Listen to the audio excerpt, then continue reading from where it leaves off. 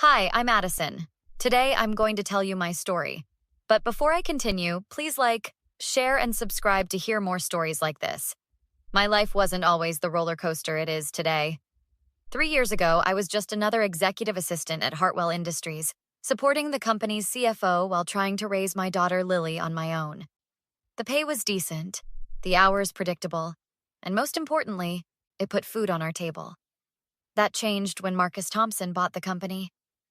Addison, did you hear? The new boss is coming in today, my friend Zoe whispered, leaning against my cubicle. Apparently, he's some tech genius who turned his startup into billions. Great, I replied, organizing the quarterly reports on my desk. As long as he doesn't cut our department, I couldn't care less. Girl, you need to care. Word is he's handsome, single, and loves to promote from within. This could be your chance. I rolled my eyes. Zoe, I barely have time to help Lily with her science project. The last thing I need is workplace drama. Speaking of which, how's the babysitter situation? Zoe asked. Mrs. Chen had to cancel again. I'm hoping my sister can watch Lily tonight, or I'll have to reschedule the client dinner. Miss Parker? A deep voice interrupted our conversation. I turned to find a tall man in an immaculate suit, his expression cool and calculating. Yes? I'm Marcus Thompson. His eyes flicked to the family photo on my desk. I need the Henderson account files. Now. No introduction. No pleasantries. Just demands. Of course, Mr. Thompson. I'll bring them to your office right away. As he walked away, Zoe whispered, So that's our new billionaire boss. Great, I muttered. Just what we need. Another entitled man who thinks the world revolves around him. That was my first impression of Marcus Thompson. Little did I know how much worse it would get. Over the next several months, Marcus transformed Hartwell Industries. Productivity soared, but so did employee turnover. His management style was brutal, relentless deadlines, public criticism, and zero tolerance for personal emergencies. Addison, where's the proposal for the Midwest expansion? Marcus demanded one morning, storming past my desk. I emailed it to you last night, sir. I need the physical copy with my notes. Did you even check your tasks this morning? I took a deep breath. I apologize, Mr. Thompson, but my daughter had a fever. I was at the emergency room until 2 a.m. His expression hardened. Your personal problems aren't company problems. I need that proposal in 5 minutes. As he walked away, I noticed my coworker Kevin shaking his head. How do you put up with that? He asked once Marcus was out of earshot. Single mom, remember? Jobs like this don't grow on trees. Kevin nodded. Well, if it helps, he treats everyone like dirt. Last week, he made Angela from accounting cry because she took a day off for her mother's funeral. Are you serious? Dead serious. The man's a monster in an Armani suit.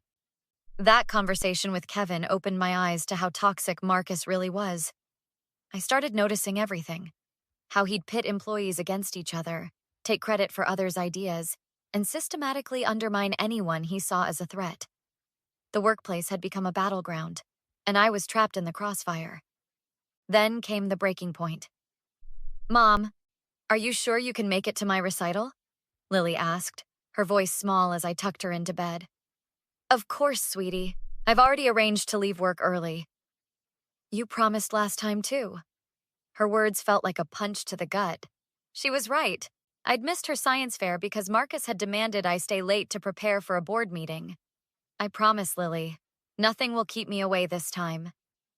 The next day, I approached Marcus's office, heart pounding. Mr. Thompson, may I speak with you? He didn't look up from his computer. Make it quick. I need to leave at 4 p.m. tomorrow for my daughter's piano recital. I've completed all my assignments and arranged for David to cover any urgent matters. Marcus finally looked up, his expression incredulous. Absolutely not. We have the investor meeting at 4:30. The meeting that I prepared all the materials for last week? The one that doesn't actually require my presence? That's not your call to make. Sir, I've missed 3 of my daughter's events already. I promised her. Miss Parker, he cut me off.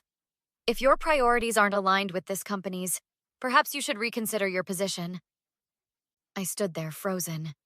Was he really threatening my job over a child's piano recital? The answer is no, he said, returning to his screen. That will be all. I left his office shaking with anger. In the break room, I found Zoe and Kevin huddled in conversation. He denied your request? Zoe asked, seeing my expression. I nodded, fighting back tears. I can't keep doing this. Lily deserves better. Kevin glanced around before leaning in. You know what? Marcus deserves a taste of his own medicine. What do you mean? I have some information, Kevin said, about his dating life. Zoe's eyes widened. Spill. Now. Apparently, our beloved boss has been striking out in the romance department. His assistant told my roommate he's been using an exclusive dating service. And? I asked. And, Kevin continued, he's going on one last blind date this Friday. He told the service if this one doesn't work out, he's canceling his membership. Zoe suddenly grabbed my arm, her eyes sparkling with mischief. Addison, you should be that date. What? Are you insane? Think about it. He's never seen you outside of work. You could show up, completely throw him off guard. And then what? Get myself fired? Kevin shook his head. Not if you play it right. This could be your chance to see the real Marcus. Maybe even get some leverage. I laughed, but a small part of me couldn't dismiss the idea entirely. You're both crazy. But that night, as I watched Lily practicing piano for the recital she didn't believe I'd attend, something hardened inside me. The next day, through a complicated chain of connections starting with Kevin's roommate, I managed to get my name submitted to the dating service. By some miracle, or perhaps because Marcus had burned through so many potential matches, I was selected for Friday night. Are you really going through with this? My sister Rachel asked as she helped me get ready at her apartment. It's just dinner, I replied, applying mascara. I'll show up, let him recognize me, watch him squirm, and leave. Small revenge for threatening my job. And if he fires you? He can't. Not without risking a lawsuit about creating a hostile work environment. Kevin checked with his friend in HR. Rachel handed me a dress I hadn't worn in years. Just be careful, okay? Men like that are used to getting their way. I kissed Lily goodbye. She was staying with Rachel for the night and headed to Bellini's, the upscale Italian restaurant where the date was scheduled. The host led me to a corner table where Marcus sat checking his watch. He didn't look up as I approached. Sorry I'm late, I said, sliding into the seat across from him. Marcus froze, his eyes slowly raising to meet mine. Recognition washed over his face, followed by confusion, then anger. Miss Parker, what is this? I smiled sweetly. Your blind date, apparently. What a small world. This is completely inappropriate. I'm leaving. He moved to stand. Really? After I went through all the trouble of getting a sitter? After the dating service spent so much time matching us? That doesn't seem very professional, Mr. Thompson. His jaw clenched as he slowly sat back down. Is this some kind of joke? Not at all. I was as surprised as you when I got the match notification. But I thought, why not? It's just dinner. A waiter approached, and Marcus ordered a scotch. Neat. I asked for sparkling water.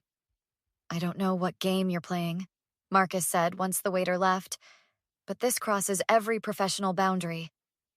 Like threatening someone's job for attending their child's recital? His eyes narrowed. Is that what this is about? This is about getting to know the real Marcus Thompson, the man behind the billionaire boss facade. Before he could respond, his phone rang. He answered immediately, his tone shifting to honey sweet. Mother, yes, I'm at dinner. No, not with Cynthia. That didn't work out. He glanced at me. Someone new. Yes, I'll tell you all about it Sunday. Love you too. He hung up, and I couldn't help but smile. Mama's boy? My mother is an important part of my life, he said stiffly. Not something I expect someone like you to understand. Someone like me? A single mother with questionable professional ethics. That stung, but I kept my composure. Tell me, Marcus, does your mother know how you treat your employees? I treat them with the respect they earn. Is that what you call making Angela work the day of her mother's funeral? Respect? His expression faltered. How did you... Or pushing Brian to a nervous breakdown last quarter? Or taking credit for Priya's marketing strategy? You're crossing a line, Miss Parker. Call me Addison. After all, we are on a date. The waiter returned with our drinks and took our orders. Marcus ordered the most expensive steak on the menu. I chose a simple pasta dish. So, I continued once we were alone again, tell me about yourself. The dating profile mentioned philanthropy? Marcus took a long sip of his scotch. I donate to several education initiatives. That's generous. Is that why you denied Tamara's request for tuition assistance, despite company policy explicitly allowing it? His knuckles whitened around his glass. You seem to know a lot about my business decisions. People talk, Marcus, especially people who are afraid and angry. If my management style doesn't suit them, they're welcome to seek employment elsewhere. Like the 8 executives who've quit since you took over? Or the 23 employees you've fired? I didn't realize my executive assistant was keeping such detailed records. I'm not your assistant. I work for Jeffrey in finance. Marcus frowned. Then how do you know all this? I leaned forward. Because everyone talks about you. The employees, the janitorial staff, even your drivers. They all have stories about the great Marcus Thompson and his terrible treatment of others. Our food arrived, and we ate in tense silence for a few minutes. Finally, Marcus spoke. Why are you really here, Addison? I wanted to see if the man matched the monster. His fork clattered against his plate. Monster! I built that company from nothing. You bought Hartwell Industries. The employees built it, with their time, their talent, their sacrifices. People miss their kids' birthdays, cancel vacations, work themselves sick because they're terrified of you. That's business. No, that's abuse. Marcus pushed his plate away. I think we're done here. One more thing, I said, pulling out my phone. I'd like to show you something. I opened a document and slid the phone toward him. This is a compilation of every employee complaint filed against you in the last year. Harassment, discrimination, unfair labor practices. Quite the list. His face paled. Where did you get this? Let's just say HR isn't as loyal to you as you think, especially after you denied Patricia's medical leave. This is a private company matter. You have no right. I haven't done anything with it. Yet. But I've been thinking. The board might find it interesting. Or perhaps the business journals you're always courting for profiles? Marcus's expression darkened. Are you blackmailing me? I prefer to call it negotiation. Here are my terms. I want to create a workplace committee to review company policies. You'll approve all reasonable requests for family leave. And you'll attend mandatory leadership training. Or tomorrow, every board member receives a copy of this file. Your choice. Marcus stared at me for a long moment, then laughed bitterly. You have no idea who you're dealing with. Neither do you. 2 weeks later, I sat in the school auditorium, watching Lily's fingers dance across the piano keys. Beside me, Zoe squeezed my hand in solidarity. The Hartwell Industries Workplace Committee had its first meeting yesterday. Marcus wasn't there. He'd sent his new HR director instead. The company's family leave policy was already being revised. My phone buzzed with a text from Kevin. Did you see the news? I hadn't, but I would soon. Marcus Thompson, Billionaire CEO, was stepping down from Hartwell Industries to pursue other opportunities. The board had appointed Patricia, the very woman he'd denied medical leave, as interim CEO. The real story wouldn't make headlines. How the board had called an emergency meeting after receiving my file. How 3 female executives had come forward with their own stories. How Marcus's carefully constructed image had crumbled under scrutiny. As Lily finished her piece, the audience erupted in applause. I cheered loudest of all, tears streaming down my face. My daughter beamed at me from the stage, and in that moment, every risk had been worth it. I later heard Marcus's new tech venture had failed to secure funding. Apparently, his reputation had preceded him. Last I heard, he was working for his mother's charity foundation, under strict supervision. The aftermath at Hartwell was like watching a garden bloom after a long winter. With Patricia at the helm, the toxic culture began to shift. People started smiling in the hallways again. The break room, once a place for hushed complaints, became filled with laughter and genuine conversation. "You changed everything," Jeffrey told me one afternoon. "Not just for yourself, but for all of us." "I just stood up to a bully," I replied. "No," he said. "You showed us we could all stand up. That's different." The workplace committee I'd demanded became a permanent fixture, with representatives from every department. Employee retention improved by 60% in the first quarter alone. Our stock price, surprisingly, went up after Marcus left. Apparently, investors appreciated stability over tyranny. Rachel called me one evening, laughing. "You won't believe who I just saw at the grocery store." "Who?" "Marcus Thompson, arguing with the cashier about expired coupons. How the mighty have fallen." I didn't feel the satisfaction I'd expected. I didn't want to destroy him, just stop him from hurting people. "Well, you did that and then some. The whole business community knows what happened." As for me, I got promoted to Director of Employee Relations.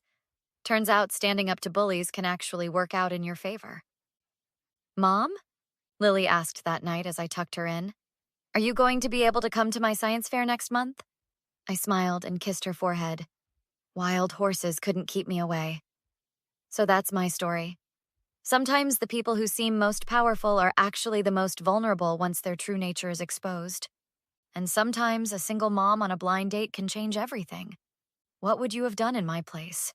Would you have confronted your toxic boss directly or found another way to bring them to justice? Tell me in the comments below.